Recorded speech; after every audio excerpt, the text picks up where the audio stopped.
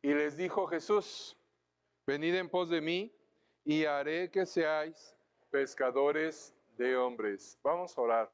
Señor Dios, te damos gracias en este día, gracias por nuevamente la oportunidad que tú nos das de poder reunirnos y te rogamos, Señor, de tu ayuda, de tu bendición, que tú nos auxilies a tener un corazón atento, un corazón con un deseo de conocerte, Señor, un poquito más y que esto sirva, que sea para quererte, para amarte un poquito más.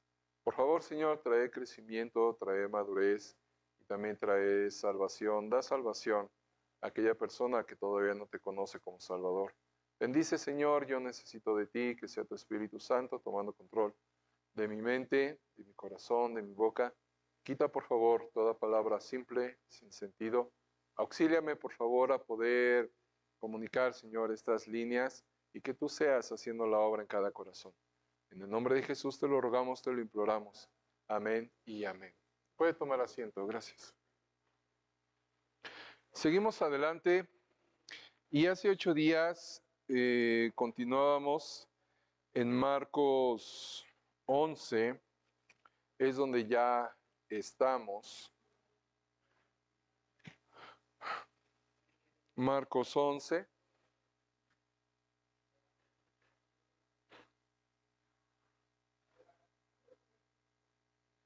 Y terminábamos con una enseñanza que el Señor está mostrando al respecto de la oración. El Señor nuevamente en este pasaje nos anima y nos enseña a orar de manera insistente, de manera constante. Y el Señor menciona aquí algo específico con respecto a la oración. Y es que nosotros, así como el Señor nos ha perdonado en Cristo, y esto es un perdón bíblico, es un perdón divino, en donde el Señor, nos dice la Biblia, agarró nuestros pecados, los aventó al fondo del mar. El Señor ya hizo a un lado esos pecados, nuestros pecados. El Señor ya no lo trae a la memoria, ya no nos lo está champando, ya no nos está reprochando esos pecados que Él ya nos perdonó, de los cuales ya nosotros nos arrepentimos. Y esto es para nosotros un ejemplo de cómo nosotros debemos de perdonar.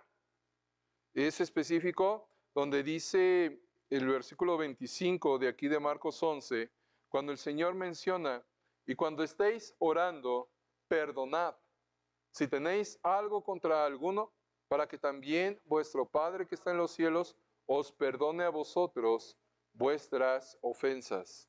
Porque si vosotros no perdonáis, tampoco vuestro Padre que está en los cielos os perdonará vuestras ofensas. Entonces aquí el Señor nos está mostrando la clase de perdón que nosotros debemos de tener para con los demás. Y yo sé que es bien difícil para nosotros como seres humanos, como carne, como personas que, caramba, qué difícil es para mí olvidar, qué difícil es para mí olvidar aquello de lo cual tú me has hecho, y es difícil perdonar. Es difícil perdonar. Sin embargo, cuando el Señor nos perdonó, Él nos ha dado con su Espíritu Santo esa capacidad de perdón. Sin Cristo no podemos, ¿ok? Sin Cristo no podemos. El Señor nos ha dado esa capacidad de poder perdonar. Por supuesto, es algo que nosotros debemos de ejercer. Y con la ayuda de Dios, ejercer me refiero a ejercitar. Y con la ayuda de Dios, Señor, ayúdame a perdonar verdaderamente. Y ese perdón implica no traer a la memoria. No traer a la memoria. Es por supuesto, para toda una clase, este asunto del perdón y la justificación. Cuando el Señor nos ha perdonado, cuando nosotros venimos a la cruz del Calvario y le pedimos perdón al Señor, Él nos perdonó. Él ya justificó esos pecados y Él ya no lo trae a la memoria. De igual forma, cuando alguien viene y nos pide perdón, nosotros debemos de perdonar de ese tipo, de esa manera. Inclusive, sin que esta persona venga a nosotros, nosotros ya debemos de perdonar todo aquello en lo cual nos hemos sentido ofendidos. Y vaya híjole, somos canela fina nosotros para sentirnos ofendidos. Antes de que aquella persona venga, nosotros ya debemos de haber arreglado nuestro corazón con Dios en poder decir, Señor, ayúdame a perdonar. De tal manera que cuando llegue ese instante, ese precioso instante en que Dios obrando, Dios haciendo las cosas, aquella persona venga a nosotros, por X situación, viene y nos pide perdón, nosotros ya podemos decirle, claro, ya te perdoné, ya te perdoné. Y se restablece eso. Entonces, esto es una condicionante para que el Señor pueda escuchar nuestras oraciones. Porque entendemos que de acuerdo a este versículo, la falta de perdón es un obstáculo para que el Señor escuche nuestras oraciones.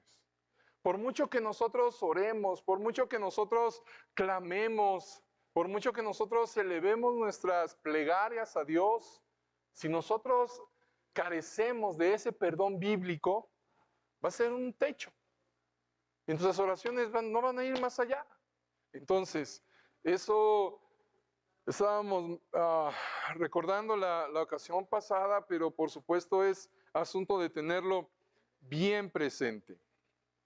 Luego, seguimos adelante y vamos a leer el versículo 27 y 28 de aquí de Marcos 11. Dice así: volvieron entonces a Jerusalén y andando él por el templo, vinieron a él los principales sacerdotes, los escribas y los ancianos, y le dijeron: ¿con qué autoridad haces estas cosas? ¿Y quién te dio autoridad para hacer estas cosas? Bueno, aquí vemos una pregunta que tiene mucho significado para nosotros, si ponemos un poquito de atención. Aquellos enemigos, los enemigos religiosos, los sabuesos del mal, estaban tras el Señor, estaban tras sus huellas. Le resistían en todo momento, desafiaron su autoridad. Eran los líderes religiosos, los representantes oficiales de la religión de su época. Y a él, estos líderes religiosos, al Señor, no le habían delegado ninguna autoridad. Siendo ellos los líderes, al Señor no le delegaron ninguna autoridad. El Señor no tiene necesidad de eso. Pero pues ellos decían, ¿cómo es posible que este hombre haga ese tipo de cosas, enseñe de esta manera, si nosotros, siendo los líderes, no le hemos dado esta autoridad? Bueno, se acercan al Señor y quieren saber, pero más que querer saber, es una intención de provocar una contradicción para con el Señor, cosa que nunca lo lograron. Entonces ellos quisieron saber de dónde procedía esta autoridad. Y leemos el versículo 29-30 con la respuesta del Señor. Jesús, respondiendo, les dijo: os haré yo también una pregunta. Respondedme y os diré con qué autoridad hago estas cosas. ¿El bautismo de Juan era del cielo o de los hombres? Respondedme. Aquí vemos un imperativo del Señor. Y respondedme. Los religiosos le hacen esta pregunta al Señor y él de una manera en retórica les dice, ok, yo les voy a hacer una pregunta, respondedme. Y con toda autoridad el Señor se lo está diciendo.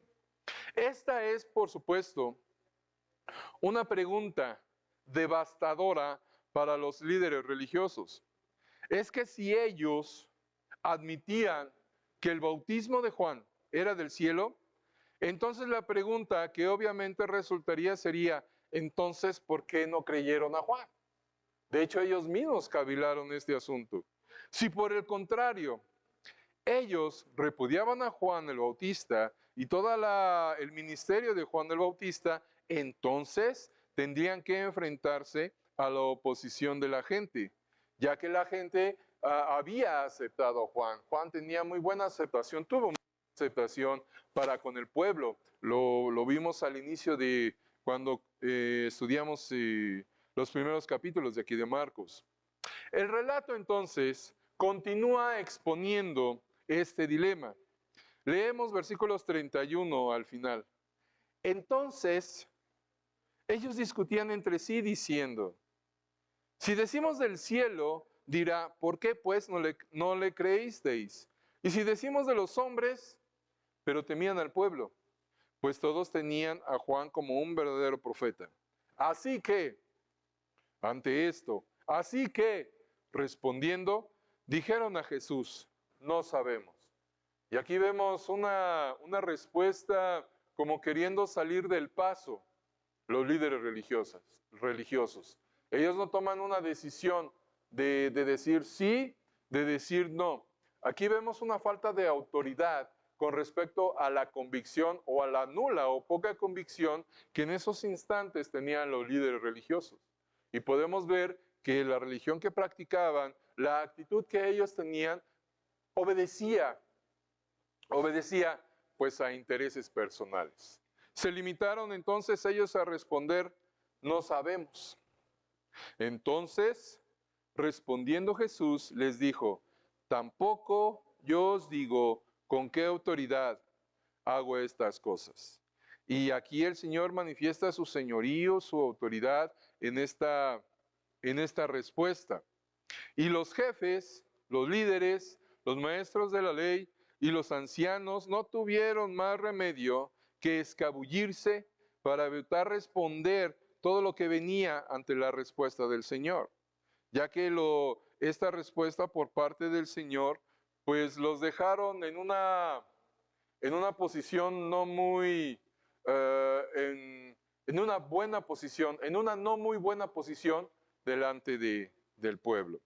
Y es que el Señor, por supuesto, dio razón suficiente para poder encasillar a los líderes religiosos.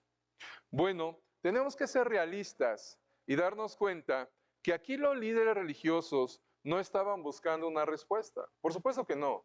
Los líderes religiosos no tenían ningún interés en aprender del Señor.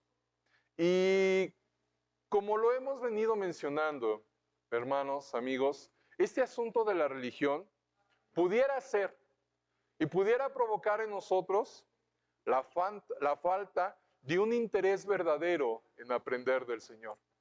La falta de un interés verdadero en aprender del Señor. Y el asunto de aprender del Señor no es propiamente para que nosotros sepamos mucho, de ninguna manera. Y miren, podemos nosotros mucho que aprender y tenemos mucho que aprender y nunca vamos a terminar de aprender acerca de la Biblia. Preciosos pasajes, preciosos temas, así como en ocasiones un poquito confusos. Sin embargo, la intención de aprender fuera de toda religión es conocer, y debe de ser, conocer la persona de Cristo, conocer la persona del Señor, porque únicamente de esta manera es como nosotros en nuestro corazón vamos a poder tener y crear un cariño, un amor hacia Él. Es de esta forma nosotros vamos a poder lograr una comunión con el Señor, conociéndole. No de otra manera, no de otra forma. Y miren, muchos estarán de acuerdo conmigo. La religión que nos enseña, y así yo aprendí, o solo que yo haya aprendido mal, pero es el común denominador. Ritos, formas, tradiciones, pero muy pocas veces, el interés de conocer la persona de Cristo, la persona del Señor. ¿Cómo es su carácter? ¿Cómo piensa Él? ¿Cómo actuaría en X situación?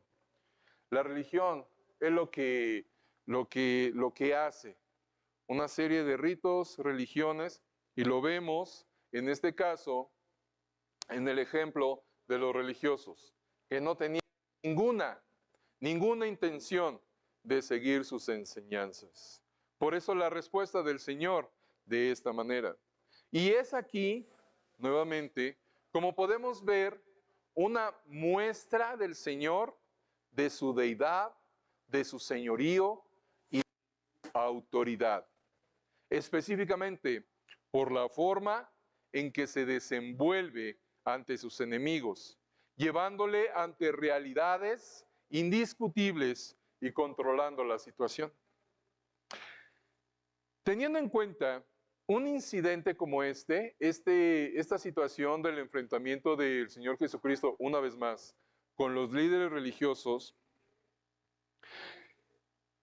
debemos de tomar en cuenta que la actitud del Señor, sus preguntas, sus respuestas, estuvieron orientadas teniendo en cuenta las intenciones de aquellos que le acechaban constantemente.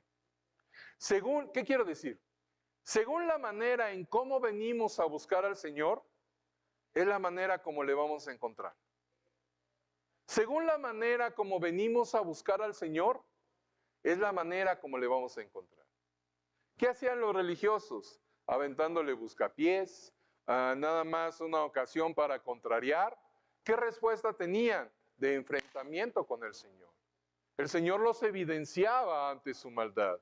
El Señor los evidenciaba ante la verdadera persona que eran ellos. Pero en contraste, tenemos a las personas que se acercaron al Señor individualmente. Y recordemos la serie de milagros que vimos en el Evangelio. Aquellas personas que individualmente vinieron al Señor. Y por supuesto podemos recordar que fue con una actitud distinta a los religiosos. ¿Y cuál fue la respuesta del Señor ahí? Bueno, pues la respuesta del Señor para con ellos fue una actitud de enseñar, de dar, de aliviar, de sanar y de liberar a estas personas. Entonces, esto para nosotros es oro precioso, porque nos muestra que la actitud con que venimos a querer escuchar de Dios o a buscar de Dios, con la actitud que venimos, es la respuesta que vamos a encontrar. Venimos con una predisposición indiferente, pues yo creo que difícilmente vamos a encontrar algo por parte del Señor. Venimos con una actitud forzada, pues nuestro corazón como que no va a estar muy preparado. Y lo digo esto como probabilidad, porque el Señor hace milagros y Él quebranta el corazón más duro. Sin embargo, es importante mencionar esto. Si venimos con esa actitud indiferente, una predisposición de que, bueno, pues es domingo, voy o me llevan, pues ahí voy a estar un rato, después termina el servicio, entre el servicio me echo unos tacos, aprovecho y almuerzo, termina el servicio, nos vamos a las actividades que uno tenga. Pues vamos a encontrar religión. Es lo que vamos a encontrar. Pero si nosotros venimos reconociendo verdaderamente que necesitamos escuchar de Dios, que necesitamos aprender del carácter de Cristo, miren, de manera preciosa, no porque así sea físicamente, pero de manera preciosa, podemos nosotros imaginar que el Señor se va a sentar a nuestro lado y no vamos a escuchar un mensaje, sino vamos a tener una plática como si fuera con nuestro mejor amigo, con la persona que tenemos más afecto. ¿Ha tenido alguna vez ese tipo de experiencia? Y no me refiero a algo que dé toques y calambres, no. Sino, ¿ha tenido alguna vez ese tipo de experiencia? Quiera tenerla. Que pueda usted tener el deseo de tener ese tipo de experiencia. Porque verdaderamente es precioso. Cuando venimos, nos sentamos y comenzamos a escuchar el mensaje y el Señor hablándonos y de verdad es como si el Señor se sentara a nuestro lado y Él ya sabiendo lo que padecemos, vivimos y tenemos, nos comienza a decir, mira, de esta manera y de esta manera y de esta manera. Y de igual forma, el Señor nos va a decir, Luis, esto, Luis, lo otro, Luis, aquello. Y lo vamos a sentir personal, por supuesto. El señalamiento, que el Señor nos dice, que el Señor nos marca, como papá que es, como padre que es. De igual forma, como guiador que es, nos va a dar ese consejo que nosotros requerimos, necesitamos. Vamos a tener esa experiencia. Según como nosotros vengamos, con la actitud con que vengamos, el Señor nos va a responder. El Señor nos va a responder. Y el ejemplo vivo que tenemos, por supuesto en las Escrituras, son todas aquellas personas que vinieron al Señor en necesidad, clamando y creyendo, el Señor se manifestó a ellos. De igual forma, aquellas personas que, les repito, religiosamente vinieron al Señor, ¿qué hubo? Un confrontamiento, un confrontamiento. Dios nos ama, lo sabemos, por supuesto que lo sabemos, pero debemos de querer experimentar ese amor por parte de Dios. Y podemos acercarnos a Él con confianza, con fe, para iniciar o para retomar o para fortalecer esa relación con Él, ya que el Señor nos dice en su palabra, en Juan 6:37, todo lo que el Padre me da, vendrá a mí. Y las preciosas palabras para poder tomar esta reflexión y guardarla en nuestro corazón, sigue diciendo, y al que a mí viene, no le echo fuera. Al que a mí viene, no le echo fuera. ¿Con qué actitud entonces venimos con el Señor? Venimos al Señor. Iniciamos el capítulo 12 y yo creo que si nos quedamos hasta aquí ya aprendimos bastante, ¿verdad? Pero seguimos adelante, iniciamos el capítulo 12. Vamos a observar en este capítulo y en el siguiente que este relato no nos presenta algún milagro. Cosa curiosa e interesante. Este capítulo y el siguiente no nos relata milagro alguno. Hemos afirmado y sabemos que Marcos es el evangelio, es un evangelio de acción, un evangelio de acción. Vemos al Señor aquí, allá, haciendo, realizando, enseñando, es un evangelio de acción. Pero aquí como que las cosas toman una pequeña pausa, una pequeña pausa. Y pudiera parecer que la acción disminuye hasta detenerse. Pero lo que está sucediendo y lo que va a suceder y lo que vamos a ver es que vamos a ver una calma. Pero es una calma que precede a la tormenta. Porque después de esto vamos a ver acciones muy intensas, intensas. Y Marcos lo relata con cierta particularidad. Ya me estoy adelantando, pero es para que estemos atentos y tengamos una expectativa. Vamos a tener un breve bosquejo de este capítulo y lo que vamos a ver es, número 1, Jesús aviva el conflicto contra los jefes religiosos con la parábola de la viña.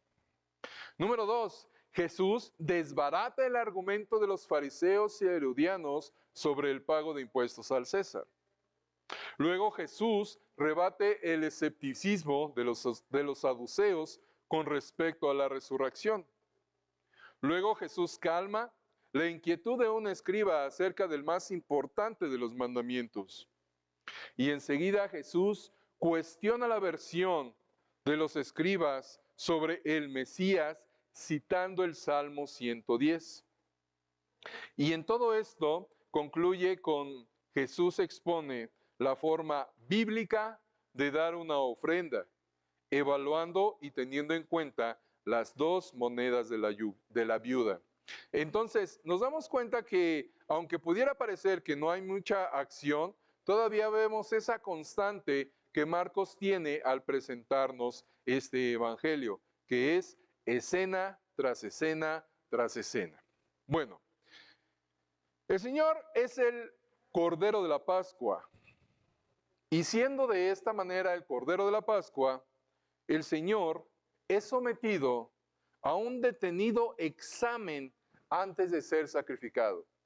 Porque con lo que vamos a concluir en este par de capítulos es con el sacrificio del Señor. Bueno, entendiendo entonces que el Señor es el Cordero de la Pascua, Él es sometido a un examen minucioso antes de ser sacrificado, teniendo en cuenta que en el Antiguo Testamento el Cordero de la Pascua era retenido para ser examinado cuidadosamente para comprobar que no tenía ningún defecto. Entonces tengámoslo en mente. Toda una oleada de ira de los seres humanos pasaría sobre su cabeza y va a pasar sobre su cabeza y sobre su cuerpo dentro de unos pocos días. Este no era un periodo de calma e inactividad, sino un marco para el encuentro más feroz con los jefes religiosos. Fue como si ambas partes hubiesen reunido el mejor armamento y la más elaborada estrategia para la batalla entre el cielo y el infierno, entre la luz y la oscuridad, entre Dios y Satanás mismo con sus huestes. Difícilmente un periodo así podría ser calificado como falta de acción y cese de hostilidades. Los 3 años de escaramuzas periódicas del Señor con los responsables religiosos culminaron en una áspera confrontación verbal.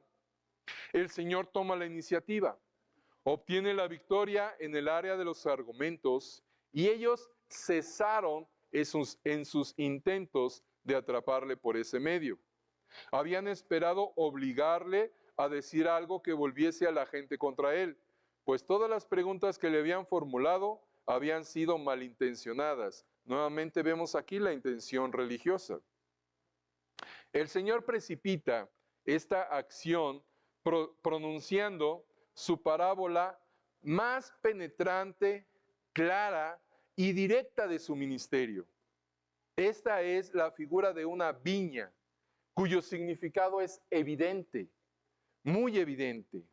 Entonces, con esto iniciamos este capítulo y vamos a leer el versículo 1, diciendo así, capítulo 12. Entonces comenzó Jesús a decirles por parábolas. Un hombre plantó una viña, la cercó de vallado, cavó un lagar, edificó una torre y la arrendó a unos labradores y se fue lejos. Y se fue lejos. ¿Qué sucede? Bueno, esta viña representa y toma la figura de la nación de Israel. De acuerdo con el libro de profeta Isaías 5 del 1 al 7, en donde de igual forma nos habla ahí de una viña en Isaías 5. De manera figurativa, hablando, el Señor plantó a esta nación. Les dio una religión que provenía de Dios, hablando de una serie de procedimientos, ritos, instrucciones que el pueblo debería de cumplir. Fueron, el pueblo de Israel, el único pueblo que jamás tuvo una religión y unas instrucciones de origen divino y la misma presencia de Dios entre ellos y con ellos. Ahora, esta parábola alude a los jefes religiosos de aquel tiempo.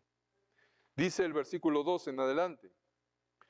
Y a su tiempo envió un siervo a los labradores para que recibiese de estos del fruto de la viña. Mas ellos, tomándole, le golpearon y le enviaron con las manos vacías. Volvió a enviarles otro siervo, pero apedreándole, le hirieron en la cabeza y también le enviaron afrentado. Volvió a enviar otro y a este mataron. Y a otros muchos, golpeando a unos y matando a otros. Por último, teniendo aún un hijo suyo, amado, lo envió también a ellos diciendo, tendrán respeto a mi hijo. Mas aquellos labradores dijeron entre sí, Este es el heredero, venid, matémosle, y la heredad será nuestra. Y tomándole, le mataron, y le echaron fuera de la viña. ¿Qué pues hará el Señor de la viña? Vendrá y destruirá a los labradores, y dará su viña a otros. ¿Ni aún esta escritura habéis leído? La piedra que desecharon los edificadores ha venido a ser cabeza del ángulo. El Señor ha hecho esto, y es cosa maravillosa a nuestros ojos. Y procuraban prenderle, porque entendían que decía contra ellos aquella parábola, pero temían a la multitud y dejándole se fueron. Son varios versículos, por supuesto. Pudiera parecer un poco largo, pero teniendo en cuenta el preámbulo que de manera general y de manera grosa escuchamos, por supuesto que el Señor aquí está dando una evidencia y una acusación al pueblo de Israel, específicamente a los líderes religiosos. Y claro, por supuesto, se enojaron estas personas.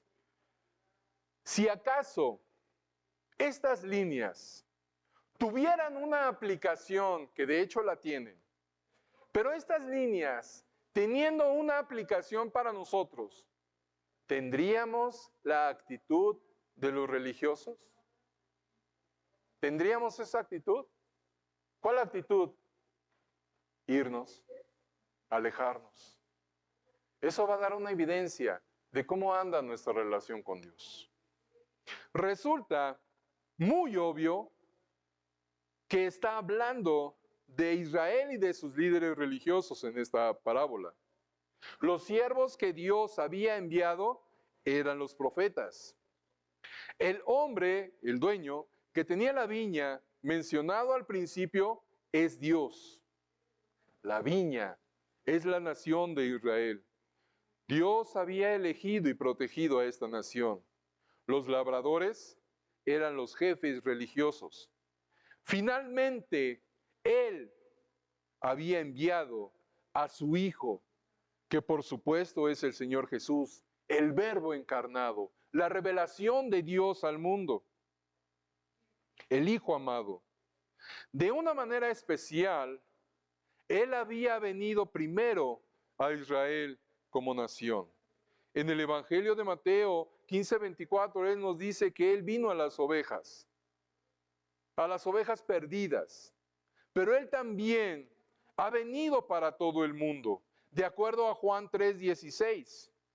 Aunque aquí el Señor dirigió un impacto deliberado y directo a los responsables religiosos que estaban frente a Él, ellos ya habían tramado su muerte, ya la tenían en mente y en su corazón. Y Él estaba exponiendo esos planes en público.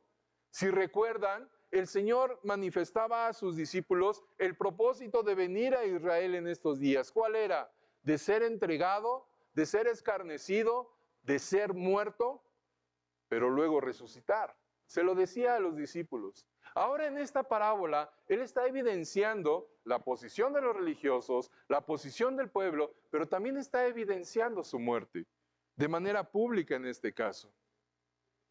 El Señor conoce el interior del ser humano y les está diciendo a aquellos personajes lo que iban a hacer. Había Él profetizado cada uno de sus pasos y anticipado sus movimientos. Les estaba acusando en esta parábola de asesinato antes de que lo cometiesen. Esta parábola constituyó un incidente notable. Después, el Señor predice el juicio de los jefes religiosos, cuyo cumplimiento ocurrió en el año 70, cuando el romano Tito destruía la ciudad y llevaría cautivo al pueblo, a los que vivieron. Pero destruyó la ciudad. Y prueba de ello es el Arco del Triunfo que está en Roma. Por pura curiosidad, asómese y vea unas fotos del Arco del Triunfo. Y ahí va a ver la destrucción del templo de Israel. El Señor está pues haciendo esta exposición. Y lo que sigue es el desenlace cuando él cuando da esta acusación a los líderes religiosos. Y este desenlace lo vamos a ver en 8 días. Vamos a concluir aquí.